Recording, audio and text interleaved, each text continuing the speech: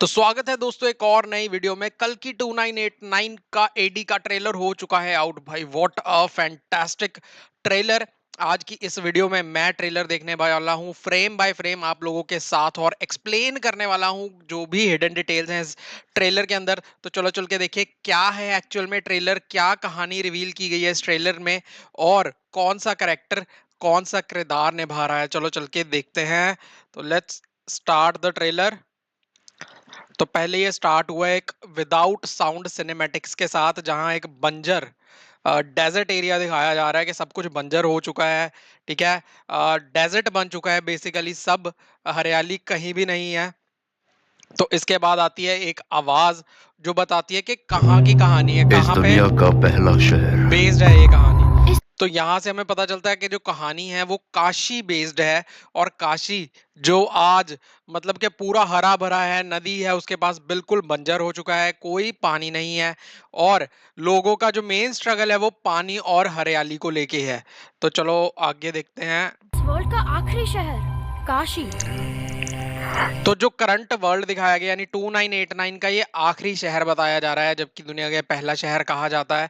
तो इस टाइम पे ये सिर्फ आखिरी शहर है जो बचा हुआ है जहां पे आबादी है।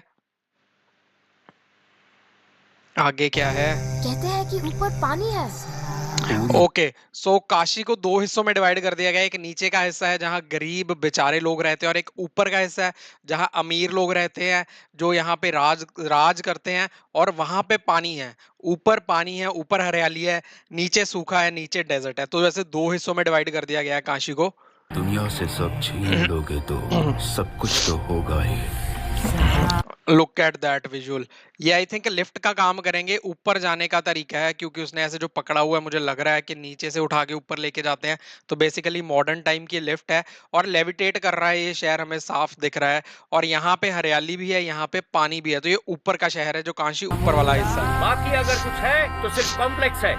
भगवान एक ही। तो जिसको सुप्रीम कॉम्प्लेक्स यश का नाम दिया गया है, कॉम्प्लेक्स क्या है, आई थिंक जो ऊपर का एरिया उसको कॉम्प्लेक्स बोला जा रहा है और जो नीचे का एरिया है वो जो नॉर्मल काशी है वो है।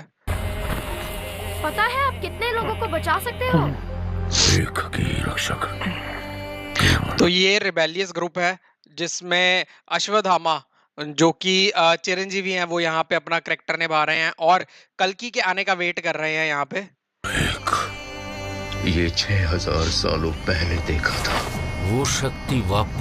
अब ये जो 6000 साल पहले बोल रहे हैं, जो मेरा अनुमान है ये कृष्ण जी की बात हो रही है यहाँ पे। ये लोग कह रहे हैं जो 6000 साल पहले देखा था, ये कृष्ण जी की बात हो रही है।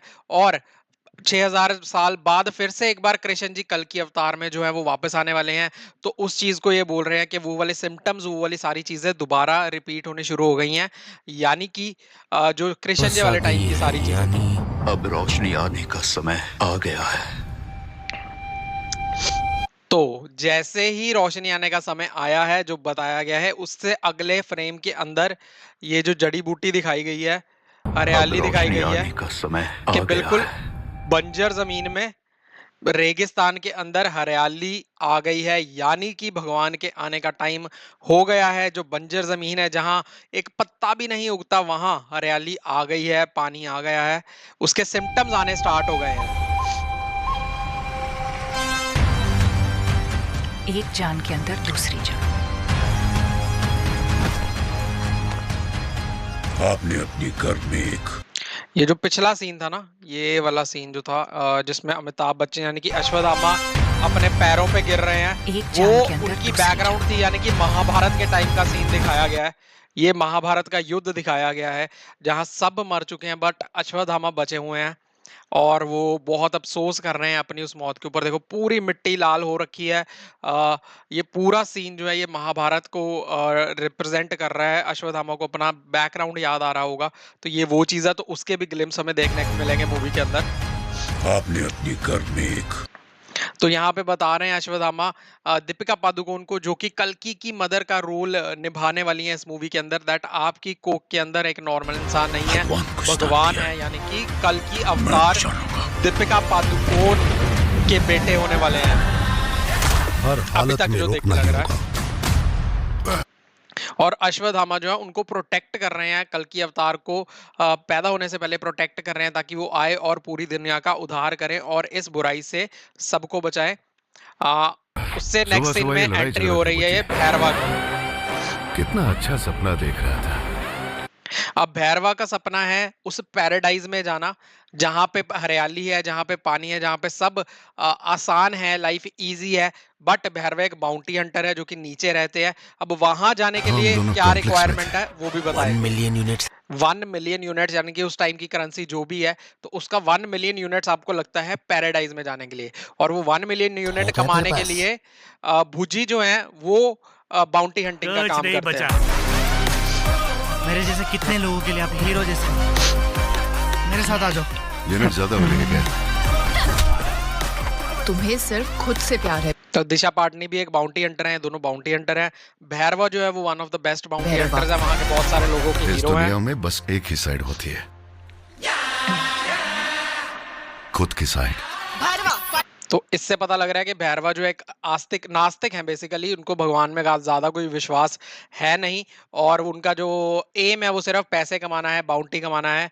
यहाँ पे भूजी की एंट्री भी दिखा दी है इन्होंने। हाय। हाय। तो इस सीन में पता लग रहा है अश्वत्थामा और भैरवा की लड़ाई हो रही है। वो क्यों हो रही है? क्योंकि भैरवा को बाउंटी मिली है दीपिका पादुकोण को उठा के लेके जाने की, जो कि कल्कि की मदर है, और यहाँ पे वो करने आए हैं। तो साथ में उनकी अश्वत्थामा के साथ हो गई है फाइट। वो लड़की मुझे चाहिए।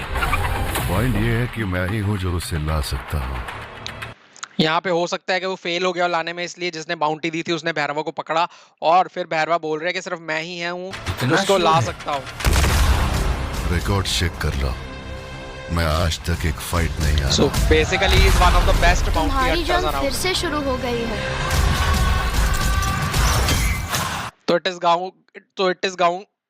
Is going to be Bhairava versus Ashwatthama. ये भी नहीं हारूंगा।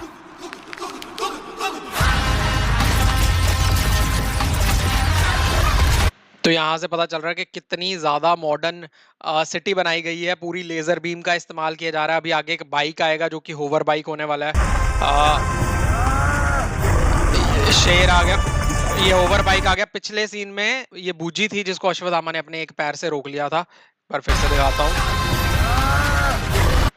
ये शेर ये टूथ वाला सेबर टूथ टाइगर कहते हैं, जिसको आई थिंक ये लुप्त हो चुके हैं, बट ये फिर से वहां पे दिखाए जा रहे हैं। ये सारे सिंबल हैं कि कल की आने वाले हैं। और ये अश्वत्थामा बूजी को अपने एक पैर से रोकते हुए।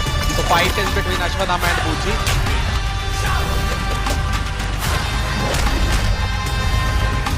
एंड आई थिंक मूवी के एंड होते होते बूजी जो है वो पॉजिटिव हो जाएंगे और कल्कि के साइड हो जाएंगे। हमें पता है ये पार्ट 1 है, इसमें और भी पार्ट आने हैं।